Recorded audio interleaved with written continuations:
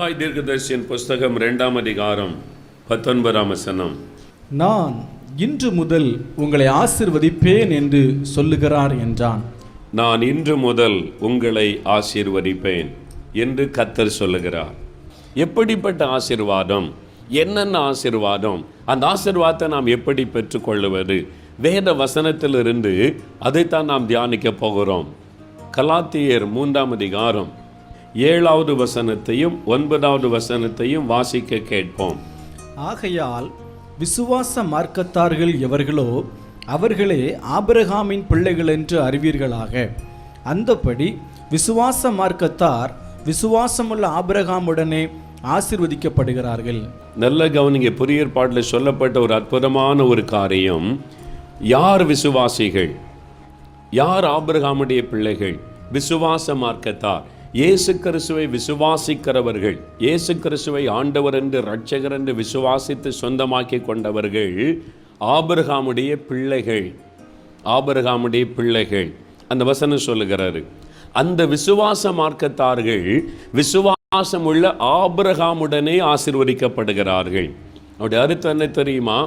யார் யார் இயேசுவை விசுவாசித்து விசுவாசிகள் என்கிற அந்த அனுபவத்தை பெறுகிறார்களோ அவர்கள் எல்லாரும் ஆபிரகாமுக்கு தேவன் என்னென்ன ஆசீர்வாதம் கொடுத்தாரோ அதையெல்லாம் தேவன் அவர்களுக்கும் கொடுக்கிறார். அல்லேலூயா. ஆண்டவர் கொடுக்கிற ஆசீர்வாதம் என்ன? 3 விதமான ஆசீர்வாதங்கள். முதலாவது கர்த்தர் கொடுக்க விரும்புகிற ஆசீர்வாதம் ஆவிக்குரிய ஆசீர்வாதம், ஸ்பிரிச்சுவல் பிளஸ்ஸிங்ஸ். அல்லேலூயா. ஆசீர்வாதம்னு சொன்ன உடனே நிறைய பேர் மனசுல ஓடுறது வீடு, காரு, பங்களா, பணம், வசதி. அது ஒரு ஆசீர்வாதம். அதெல்லாம் 2வது. முதலாவது மனசுல வர வேண்டியது என்னது? ஆவிக்குரிய ஆசீர்வாதம், ஸ்பிரிச்சுவல் பிளஸ்ஸிங்ஸ். இதுதான் முதலாவது. இந்த ஆசீர்வாதத்தை வைத்துதான் மற்ற ஆசீர்வாதங்கள் தொடர்ந்து வரும். முதலாவது தேவனுடைய ராஜ்யத்தையும் அவருடைய நீதியையும் தேடுங்கள், அப்பொழுது இவைகள் எல்லாம் உங்களுக்கு அடிஷனலா கொடுக்கப்படும், கூட கொடுக்கப்படும். முதல்ல நம்ம தேட வேண்டியது ஆவிக்குரிய ஆசீர்வாதம், ஸ்பிரிச்சுவல் பிளஸ்ஸிங்ஸ், கர்த்தரோடு இருப்பது.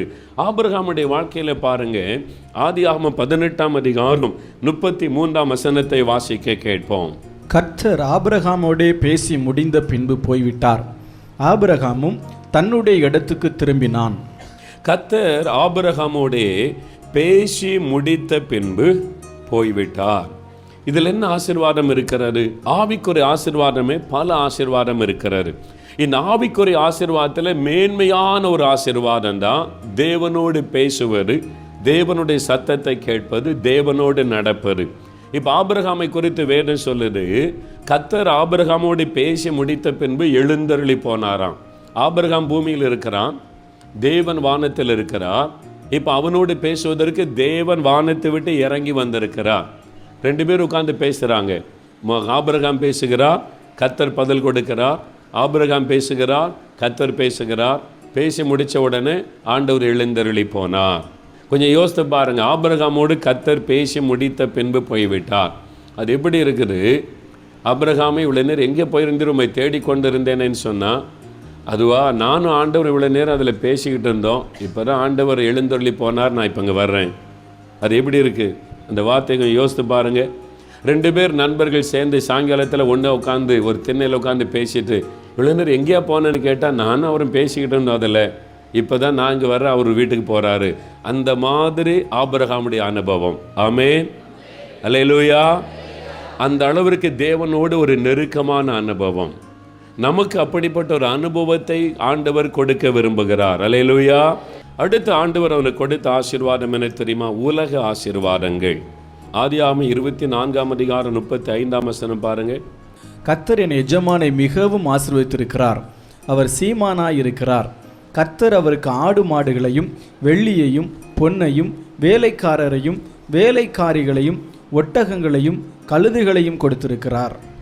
ஆபிரகாமுக்கு தேவன் கொடுத்த ஆசீர்வாதம். அவனுடைய வேலைக்காரன் சொல்றான், கர்த்தர் என் எஜமானை மிகவும் ஆசீர்வதித்திருக்கிறார்.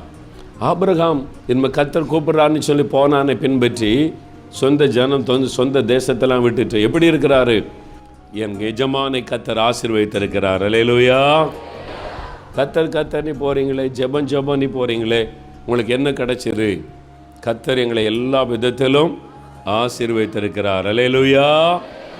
அதான் கர்த்தர் விரும்புகிறார். அதான் கர்த்தர் விரும்ப ஆசீர்வதிக்க கர்த்தர் விரும்புகிறார். ஆசீர்வாதத்திற்கு ஆப்போசிட்டாக இருக்கிறது என்னது? சாபம். நம்ம பாவத்துக்குள்ள இருக்கிற வரைக்கும் சாபத்துக்குள்ள இருக்கிறோம். நம்முடைய பரம்பரையாய் வரக்கூடிய சாபங்கள், நாம் அறியாமையினால் செய்கிற பாவத்தினால் உண்டான சாபங்கள், நம்முடைய குடும்பத்தை தொடர்ந்து வருகிற சாப கிரியைகள் நம்முடைய ஆசீர்வாதத்தை தடுத்து கொண்டு இருக்கிறது. ஆனால் தான் இயேசு சிலுவையிலே நமக்காய் சாபமானார். கலாத்தியர் 3:13 வாசிக்கிறபடி நம்முடைய சாபத்தை முறித்து நம்மை ஆசீர்வதிப்பதற்காக சிலுவையிலே அவர் சாபமானார். அப்போ ஆண்டவர் சாபத்தை முறித்து நம்மை ஆசீர்வதிக்க ஆண்டவர் விரும்புகிறார். ஆபிரகாமை கர்த்தர் அவன் சாபத்துக்குள்ள இருந்தான், அவனை அழைத்து தேவன் அவனை ஆசீர்வதித்து அவன் எல்லா விதத்திலும் செல்வ சீமானாக கர்த்தர் மாற்றினார் என்று பார்க்கிறோம். அதே மாதிரி தான் கர்த்தர் உங்களை ஆசீர்வதிக்க விரும்புகிறார். ஆமென், ஆமென், அல்லேலூயா. நிறைய கிறிஸ்தவ குடும்பங்களை பார்க்கிறேன், வறுமை, கடன் பிரச்சனை, ஏதோ சில நாட்கள் பிரச்சனை, போராட்டம், கிறிஸ்தவ வாழ்க்கை போராட்டம் நிறைந்தது தான், பிரச்சனை நிறைந்தது தான். கொஞ்ச நாள் அந்த பாடுகளில் கடந்து போனோம். அப்புறம் ஆண்டவர் ஆசீர்வாதத்தை உயர்த்தி இருக்கிறார் என்று சொன்னால் பரவாயில்லை. சிலருடைய வாழ்க்கையை கவனிச்சா 40 வருஷம் 50 வருஷம், சில 2-3 தலைமுறை அதே தரித்திரம், அதே வறுமை, அதே கஷ்டம், அதே கடன் பிரச்சனை, அதில் விடுதலையே இல்லாமல் தொடர்ந்து அந்த வேதனையிலேயே போய் கொண்டிருக்கிற அநேகரை பார்க்க முடிகிறது. அது தேவ சித்தம் அல்ல. ஆமென். நீங்கள் ஒரு காலத்தில் வறுமையில் இருக்கலாம், நெருக்கத்தில் இருக்கலாம். தேவன் உங்களை கொஞ்சம் கொஞ்சமாக ஆசீர்வாதத்தை உயர்த்தி உங்களை ஆபிரகாமை போல சீமானாய் செழிப்போடு குறைவில்லாமல் வைக்க விரும்புகிறார். அல்லேலூயா, அல்லேலூயா. அதுக்காக எல்லாருக்குமே ஆண்டவர் பெரிய அரண்மனை போல பங்களா வீடு கட்டி தருவார் அப்படின்னு நினைக்கக்கூடாது. உங்கள் கிராமத்தில் நீங்கள் வசதியாய் வாழ்வதற்கேற்ற வீடு, வசதி, ஆசீர்வாதங்களை குறைவில்லாமல் கர்த்தர் தருவார். அதான் ஆண்டவருக்கு பிரியம். இப்போ ஒவ்வொரு தகப்பன் நினைக்கிறோம், பிள்ளை ஆசீர்வாதமாக இருக்கணும், ஒரு வீடு வேணும், ஒரு வருமானம் இருக்கணும், நல்ல குறைவில்லாமல் வாழணும். அதே மாதிரி தான் நம்முடைய பரம தகப்பன் நினைக்கிறார். ஆனால் நமக்கு நிறைய பேருடைய குடும்பத்தில் வறுமை, பண கஷ்டம், கடன் பிரச்சனை, அது வாழ்க்கையில் ஒவ்வொரு நாளும் வேதனை, அது ஒரு சாபம். இந்த சாபத்திலிருந்து நம்ம விடுதலை ஆக்கப்படணும். அந்த சாபத்திலிருந்து விடுதலை ஆக்கி தேவன் நம்மை ஆசீர்வதிக்க விரும்புகிறார். அல்லேலூயா. ஆகவே இன்றைக்கு உங்களுடைய வாழ்க்கையில் அந்த சாபத்தை முறித்து கர்த்தர் ஆசீர்வதிக்க போகிறார். இனிமேல் உங்களுடைய வாழ்க்கையில் ஒரு செழிப்பை நீங்கள் காண போகிறீர்கள். பிரியமானவர்களே, என்னுடைய ஊழியத்தின் ஆரம்ப காலத்தில் எனக்கு இதே ஊர் தான், 4 மாவடி கிராமம். எங்கள் அப்பா அம்மா இதே கிராமத்தில் தான் இருந்தவங்க, இதை தான் பிறந்து வளர்ந்தேன். எங்களுக்கு ஆண்டோடைய கிருபையில் கொஞ்சம் நிலங்கள் வசதியெல்லாம் இருந்தது. நான் சின்ன வயசில் இருந்தபோது எங்களுக்கு ஏர் மாடுகள், பைபிளெல்லாம் சொல்லும்போது ஞாபகத்தில் வரும். பசுமாடுகள் உண்டு, ஏர் மாடுகள் உண்டு, வேலைக்காரர்கள் உண்டு, வேலைக்காரிகள் உண்டு எங்கள் வீட்டில். அப்போ குறை கிடையாது, சாப்பாட்டுக்கு குறை கிடையாது. பசி பட்னினா என்னன்னு தெரியாது, அப்படி தான் வளர்ந்தோம். ஆனால் நான் ஸ்கூலில் மெட்ராஸ் போயிருக்கும்போது கூட எந்த பசி பட்டினா என்னன்னே தெரியாது. அந்த மாதிரி ஒரு குறைவில்லாதபடி வளர்ந்தோம். ஊழியத்துக்கு ஆண்டவர் அழைத்தார். ஊழியத்துக்கு ஒப்பு கொடுத்த உடனே 74ஆம் வருஷம் ஒப்பு கொடுத்தேன். 78ஆம் வருஷம்தான் இயேசுடிக்கிறார் ஜெபக்குழுவை ஆண்டவர் ஆரம்பிக்க வைத்தார். 4 வருஷம் அவர் என்னை கடினமான பாதையில் நடத்தினார். கடினமான, அப்புறம் பசி பட்டினா என்னன்னு எனக்கு தெரிந்தது. கஷ்டமான பாதை. ஆண்டவர் என்னை உருவாக்கினார். 4 வருஷம், 1 வருஷம் 2 வருஷம் இல்லை, 4 வருஷம் உருவாக்கின பிறகு நான் ஊழியத்தை ஆண்டவர் கொடுத்தார். அந்த 4 வருஷத்துக்குள்ளே 50 பைசா இருக்கும் ஒரு நாள் சாப்பாட்டுக்கு. என் கூட இன்னும் 2-3 வாலிபர்கள் இருந்தாங்க. 50 பைசாவுக்கு இந்த கிழங்கு வாங்குவோம், மரச்செனி கிழங்குல அந்த கிழங்கு வாங்கி அவிச்சு சாப்பிடுவோம். அதான் அன்றைக்கி சாப்பாடு. அப்புறம் தண்ணி, அதை சாப்பிட்டுட்டு தண்ணியை குடிச்சிட்டு ஊழியத்துக்கு போவோம். என்கிட்ட ஒரே ஒரு பேண்ட்டு இருந்துச்சு, ஒரே ஒரு பேண்ட்டு 2-3 ஷர்ட் இருக்கும். ஒரே பேண்ட்டு தான். நான் மெட்ராஸில் இருக்கும்போது காலையில் நான் துவைச்சி போடுவேன், அது காஞ்ச உடனே அதை அயன் பண்ணி சாயங்காலம் அதை போட்டுக்கிட்டு ஊழியத்துக்கு போவேன். அயன் பண்ணுறதுக்கு அயன் பாக்ஸ் எல்லாம் கிடையாது. அயன் பண்ணுறதுக்கு நல்ல ஒரு வழி, சுடு தண்ணி, நல்ல செம்பில் சுடு தண்ணி வச்சு கொஞ்சம் அது மடங்குறே கசங்குனே தெரியாமல் இருக்கணும், அவ்வளோதான். அந்த மாதிரி அயன் பண்ணி அப்படி தான் இருந்த முதல்ல 4 வருஷம் தேவன் என்னை நடத்தினார். அந்த நாட்களில் ஒரு காஃபி டீ குடிக்கணும் 20-25 பைசா தான். ஒரு காஃபி டீ 20-25 பைசா. நான் சின்ன பையனாக இருக்கும்போது 8 பைசாக்கெல்லாம் டீ வாங்கி குடிக்கலாம். எனக்கு ஞாபகம் இருக்குது, எங்கள் அப்பா வாங்கிட்டு வர சொல்லுவாங்க, 8 பைசா கொடுத்து ஒரு டீ வாங்கி கொண்டு கொடுப்போம் சின்ன வயசில். அதெல்லாம் அது மாதிரி ஒரு 25 பைசா இருந்தால் டீ காப்பி குடிக்கலாம். அது கூட இருக்காது. ஊழியத்துக்கு போயிட்டு பல மைல் நடந்து வரும்போது ஒரு 20 பைசா 25 பைசா இருக்காது ஒரு டீ வாங்கி கொடுப்பதற்கு. டவுன் பஸ்ஸில் போகிறதுக்கு காசு இருக்காது, நடந்து பல மைல்கள். அப்போ கூட நான் முறுமுறுக்கலை, வசதியாக வாழ்ந்துட்டு இப்போ ஒரு பைசா கூட இல்லை. ஆண்டவரை துதித்து பாட்டு பாடிக்கொண்டே நடந்து வருவேன். ஆண்டவர் அப்படி என்னை நடத்தினார். 4 வருஷம் கடினமான பாதையில் நடத்தினார். அதில் கூட யாருக்கிட்டையும் போய் எனக்கு கொஞ்சம் கஷ்டம், பணம் கொடுங்க, எனக்கு உதவி செய்யுங்க, யாருக்கிட்டே நான் கேட்டது அல்ல. நான் ஆண்டவர்கிட்ட சொன்னேன், எனக்கு 5 பைசா வேணாலும் உங்ககிட்ட தான் கேட்பேன், நீர் தான் எனக்கு தரணும்னு சொல்லி இருந்தேன். நான் உனக்கு தருவேன்னு வாக்கு கொடுத்திருந்தார். அதனால் என்ன வேணும்னாலும் அவர்கிட்ட தான் கேட்பேன். காஃபி குடிக்க முடியாது, தண்ணியை ஜெபம் பண்ணி குடிச்சிட்டு படுத்துக்கொள்வார். 4 வருஷம் அந்த பாதையில் கர்த்தர் நடத்திதான் இயேசு கொடுக்கிறார் ஊழியத்தை கர்த்தர் கொடுத்தா. இந்த 4 மாடியில் இந்த ஊழியம் ஆரம்பித்த போது ஒரு திண்ணை தான் கிடச்சிரு எங்களுக்கு. ஒரு வீட்டில் அவங்க ஜாமானெல்லாம் போட்டு ரூமை மூடிட்டு திண்ணையில் ஜெபம் பண்ணுங்கன்னு கொடுத்துட்டாங்க, ஃப்ரீயாக பயன்படுத்துங்கன்னு. திண்ணையில் தான் நாங்கள் ஜெபிக்க ஆரம்பித்தோம்.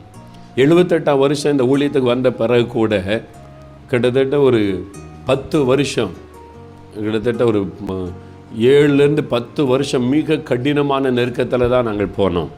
வெறும் திண்ணையில் கூட்டி ஜெபம் பண்ணோம். ஒரு பாய் வாங்க வழி இருக்காது. ஒரு மேஜை வாங்கினா 200 ரூபா அந்த காலத்தில். அதுக்கு நாங்கள் 6 மாதமாக ஜெபம் பண்ணோம். எனக்கு ஞாபகம் இருக்குது இப்போவும். அந்த மாதிரி ஊழியம் செய்தோம். ஆனால் ஒவ்வொரு ஞாயிற்றுக்கிழமை, மாதத்தில் ஒரு ஞாயிற்றுக்கிழமை திருநெல்வேலி தூத்துக்குடி மாவட்டத்தில் கால் மிதிக்காத கிராமமே கிடையாது. காலையிலேருந்து ராத்திரி வரை கிராம சுவிசேஷம் அறிவிப்போம். அது மாதிரி ஊழியம் செய்தோம். அந்த சமயத்தில் பத்திரிக்கை ஊழியம் ஆரம்பித்தேன் 80வது வருஷம்.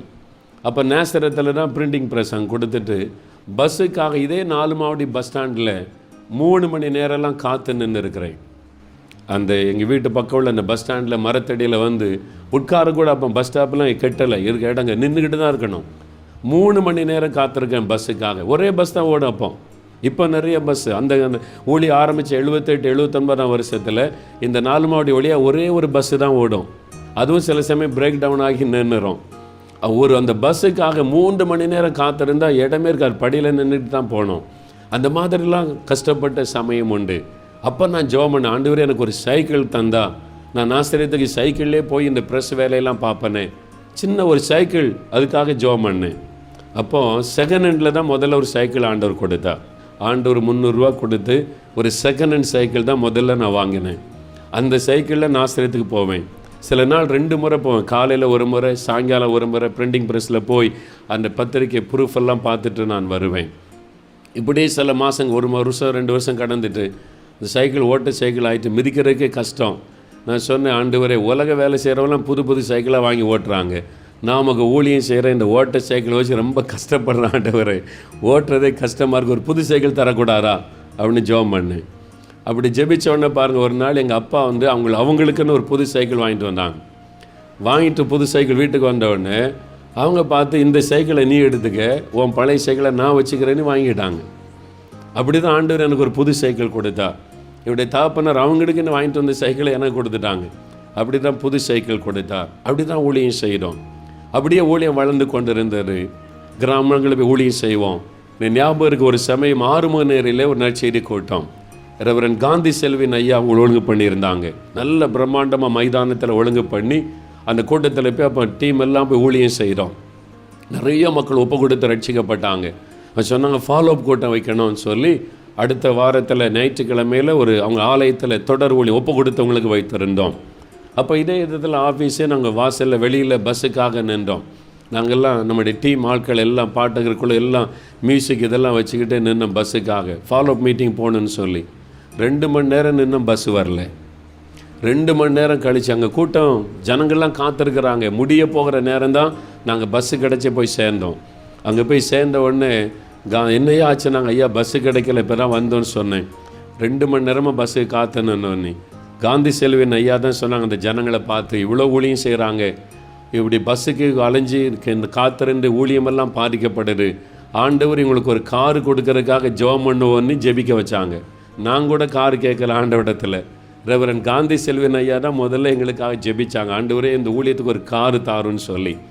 அப்புறம் தான் ஆண்டவர் எங்களுக்கு செகண்ட் ஹேண்டில் ஒரு காரு கொடுத்தார்.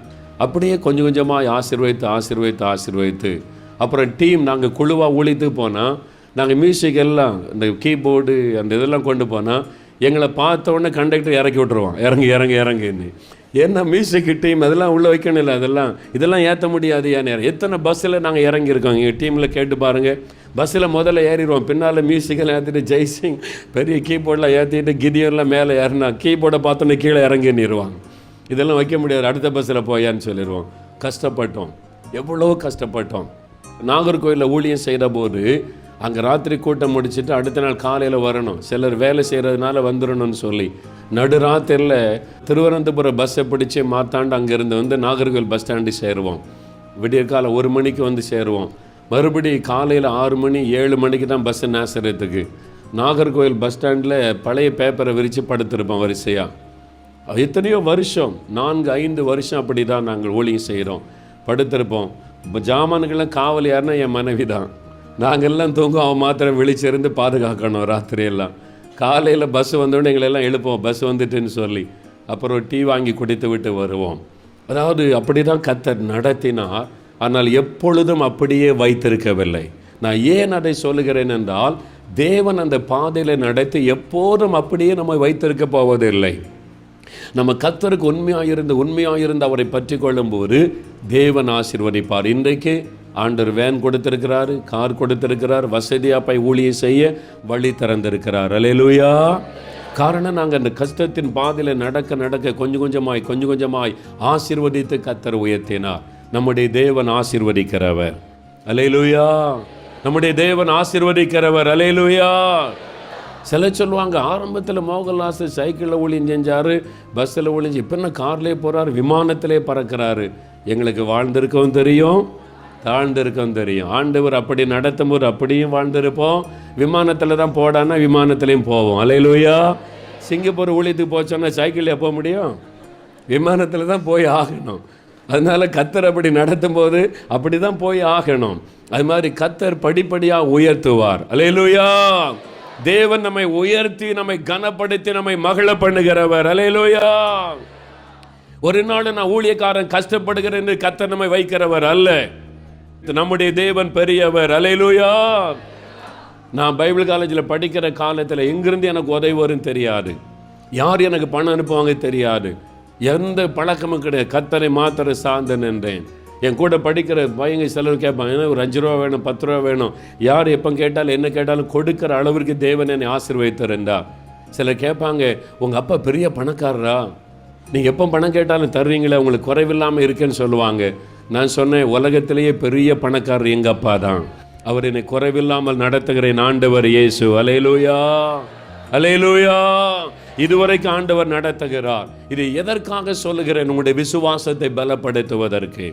உங்களையும் என்றைக்கும் தரித்திரத்தில் வைக்க தேவன் விரும்பவில்லை. நீங்கள் ஆசீர்வதிக்கப்படணும், அந்த சாபத்திலிருந்து வெளியே வரணும், உங்களுடைய குடும்பத்தில் ஒரு செழிப்பு உண்டாகணும், உங்களுக்கு ஒரு நல்ல வீடு, நல்ல வசதியான வாழ்க்கை, நல்ல ஒரு ஆசீர்வாதமான வாழ்க்கையை தேவன் கொடுக்க விரும்புகிறார். நீங்கள் அதை விசுவாசித்தால் அதை பெற்றுக்கொள்ள முடியும். ஆண்டவரே, ஆபிரகாம் மாதிரி என்னை ஆசீர்வதியும், என் வாழ்க்கையில் செழிப்பை தாரும், எனக்கு இந்த கடன் பிரச்சனையில் நான் இருக்கக்கூடாது, கடன் கொடுக்கிறவனாய் என்னை ஆசீர்வதியும், இந்த வறுமைக்குள்ள இருக்கக்கூடாது, செழிப்பை எனக்கு தாரும். நீங்கள் ஜெபித்தால் தேவன் அப்படி ஆசீர்வதிக்க வல்லவராய் இருக்கிறார். அல்லேலூயா. அல்லேலூயா. நாங்கள் 4 மாவட்டத்தில் ஜெப ஆரம்பித்து திண்ணையில் ஆராதிச்சுக்கிட்டு இருக்கும்போது டேக்ஸு நாங்கள் கொடுக்கணாக்கி வெளிநாட்டுக்கு லெட்டர் எழுதி டேக்ஸ் வரும் எங்களுக்கு. யாருக்கா எழுதுவேன், எங்களுக்கு கொஞ்சம் டேக்ஸ் அனுப்பி கொடுங்கன்னு லெட்டர் எழுதுவேன். அந்த டேக்ஸை வச்சு ஊழியம் செய்கிறோம். நான் சொன்னேன், ஆண்டவர், ஒரு கைப்பறதிக்கு கூட நாங்கள் பிச்சை எடுக்கிற மாதிரி மற்றவங்கள்ட்ட கேட்க வேண்டியது இருக்குது, எங்களை ஆசீர்வதியும். இயேசு உடைக்கிறார், ஊழியத்தை ஆசீர்வதியும், நாங்கள் ஃப்ரீயாக டேக்ஸ் அடித்து அனுப்புவோம். நான் ஜெபம் பண்ணேன். நம்முடைய விசுவாசத்தை கர்த்தர் கனப்படுத்துகிறார். எங்களை ஆசீர்வதியும். இன்றைக்கி பாருங்கள், ஆண்டவர் நமக்கு பிரிண்டிங் ப்ரெஸ் தந்திருக்கிறாரு. இங்கிருந்து அமெரிக்கா தேசத்திற்கு நம்ம இங்கேருந்து ட்ராக்ஸ் பிரிண்ட் பண்ணி அனுப்பியிருக்கிறோம்.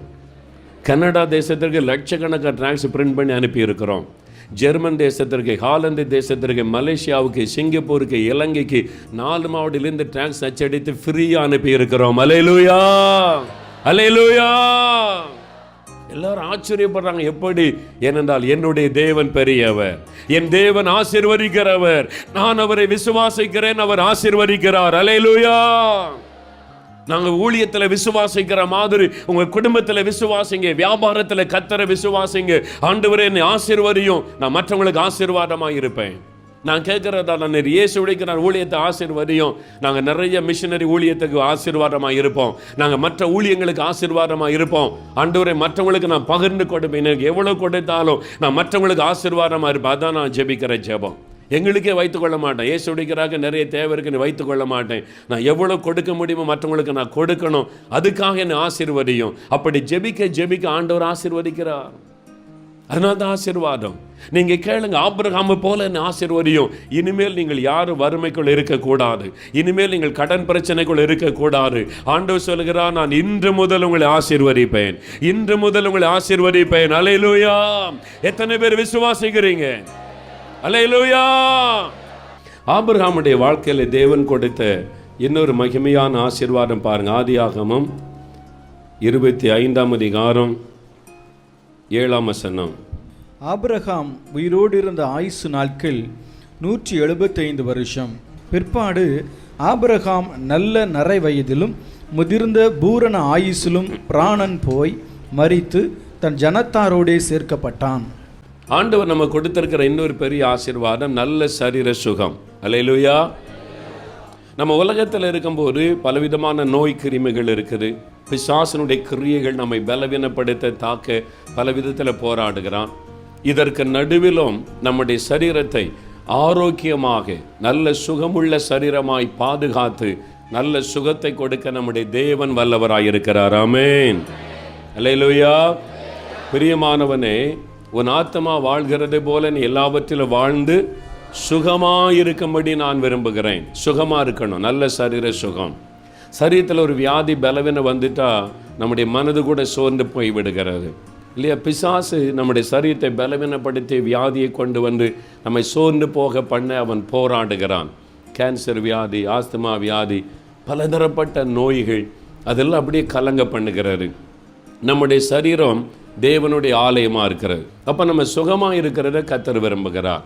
இப்போ இங்கே நிறைய பேர் வியாதிப்பட்டு பலவீனப்பட்டு சரீரத்தில் நீங்கள் வேதனையோடு இந்த இடத்துல வந்திருக்கிறீங்க. நான் விசுவாசிக்கிறேன், இன்றைக்கு அத்தனை பேரையும் சுகமாக்கி உங்களை நல்ல சுகத்தோடு ஆரோக்கியம் உள்ளவர்களாய் கர்த்தர் இங்கிருந்து அனுப்ப விரும்புகிறார். இன்று முதல் அந்த ஆசீர்வாதம் உங்களுக்கு உண்டாக போகிறாரு. அல்லேலூயா. விசுவாசிங்க. என் சரீரம் தேவனுடைய ஆலயம். இந்த வியாதிக்கு என் சரீரத்தில் அதிகாரம் இல்லை. பிசாசே, என் சரீரத்தில் நீ இந்த வியாதியை கொண்டு வர முடியாது. உன்னை கடிந்து கொள்கிறேன் இயேசுவின் நாமத்தில். இயேசுவின் தழும்புகளால் நான் சுகமாகிறேன். இயேசுவின் நாமத்தில் எனக்கு சுகம் உண்டாகட்டும். அதெல்லாம் நீங்கள் சொல்லணும். நீங்கள் எனக்கு வியாதி வந்துட்டு இப்படி ஆயிட்டேன்னு சோர்ந்து போய்விடாதபடி, நான் தேவனுடைய பிள்ளை, நான் இயேசுவனுடைய பிள்ளை, அவருடைய இரத்தத்தினால கழுவப்பட்டிருக்கிறேன். இந்த சரீரம் இயேசுவனுடைய ஆலயம், பரிசுத்த ஆவியானவர் வாசம் பண்ணுகிற ஆலயம். என் சரீரத்தின் மேலே பலவீனத்துக்கு அதிகாரம் இல்லை, இந்த வியாதிக்கு அதிகாரம் இல்லை, பிசாசுக்கு அதிகாரம் இல்லை. இயேசுவின் நாமத்தில் நான் உன்னை கடிந்து கொள்கிறேன். அப்படி நம்ம சொல்லி ஜெபிக்கணும். விசுவாசத்தை வெளிப்படுத்தி ஜெபிக்கும் போது தான் சுகம் உண்டாகும். அல்லேலூயா. இந்த முறை பாலியங்கிச்ச பிரசங்கத்தில் ஒன்று சொன்னார், வியாதி இல்லீகல் பார்க்கிங் ஆஃப் த டெவிலாம். விளங்குதா? Illegal parking of the devil. பிசாசு சட்டத்தை மீறி பார்க் பண்ணுறது. அது மாதிரி நம்முடைய வியாதியை சரீரத்தில் கொண்டு வர்றோம். சட்டத்தை மீறி நம்ம தான் அதை கடிந்து கொள்ளணும். நம்ம அதை கடிந்து கொண்டு சுகத்தை பெற்றுக்கொள்ளணும். ஆமென். இயேசுவின் நாமத்தினால என் சரீரத்தில் சுகம் உண்டாகட்டும். நீங்களே சொல்லணும். நடக்கும்போது, உட்காரும்போது, ஜெபிக்கும் போது சொல்லிக்கிட்டே இருங்க, வியாதி மறைந்து போகும். ஆமென். அந்த ஆசீர்வாதத்தை நீங்கள் சுதந்திரித்து கொள்ளணும், நீங்கள் பெற்றுக்கொள்ளணும். ஆபிரகாமின் ஆசீர்வாதம். ஆபிரகாமுக்கு நல்ல சித்தகாத்திரமான சரீரத்தை கொடுத்து பலனை கொடுத்தீரே, எனக்கு அப்படிப்பட்ட சரீரத்தை தாரும், அப்படிப்பட்ட சுகத்தை தாரும். இயேசுவின் நாமத்தில் நல்ல சுகம் எனக்கு உண்டாகட்டும். இந்த வியாதி என்னை விட்டு விலகட்டும். நாம் ஜெபிக்கணும். அப்படி ஜெபிக்கும் போது அந்த வியாதி நம்ம விட்டு விலகிவிடும். ஆமென். ஏனென்றால் தேவன் நாம் சுகமாக இருப்பதை விரும்புகிறார். அது ஆண்டவர் கொடுக்கிற ஒரு ஆசீர்வாதம். அதனால் இப்போ உங்களுக்கு என்ன சரீரத்தில் வியாதி இருந்தாலும் இயேசு இன்றைக்கு உங்களுடைய சரீரத்தை குணமாக்க போகிறார். இன்றைக்கு இயேசு உங்களுக்கு ஒரு அற்புதத்தை செய்ய போகிறார்.